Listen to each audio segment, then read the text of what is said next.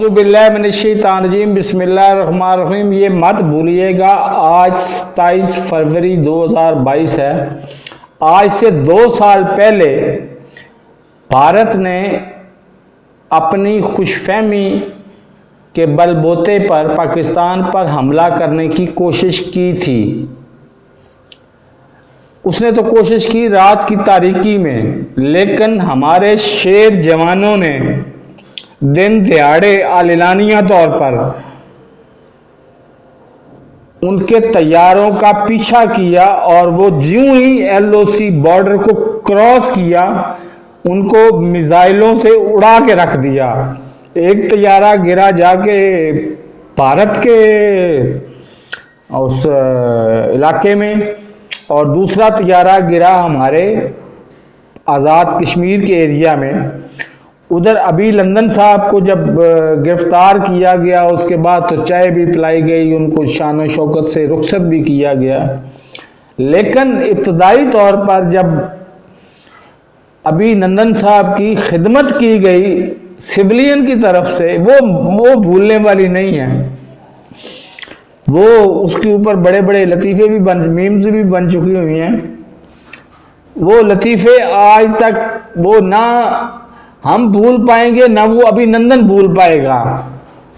वो अभिनंदन को खुद चाहिए कि वो अब भी भारत को मशवरा दे कि पाकिस्तान ऐसा मुल्क नहीं है, उसके साथ पंगा लेने की कोशिश ना करना, वरना वो तो शहादत के जज्बे से पहले ही तैयार बैठे होते हैं। उनका तो मकसद ही 2 होते हैं, या शहीद या गाजी। 2 मकसद के तहत पाकिस्तानी फौज लड़ती है, या शहादत या गाजी।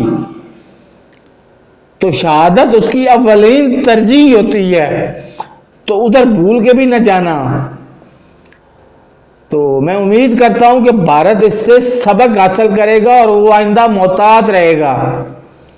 जिस तरह के वो नए आर्मी चीफ साहब धमकी देते देते भी उनके जहन में ये बात थी, और वो उसी तरह से मजहबी एलिमेंट को ख़त्म करने की कोशिश कर रहे हैं, और उम्मीद है कि वो करेंगे। जंगें कभी किसी मसले का हल नहीं होती।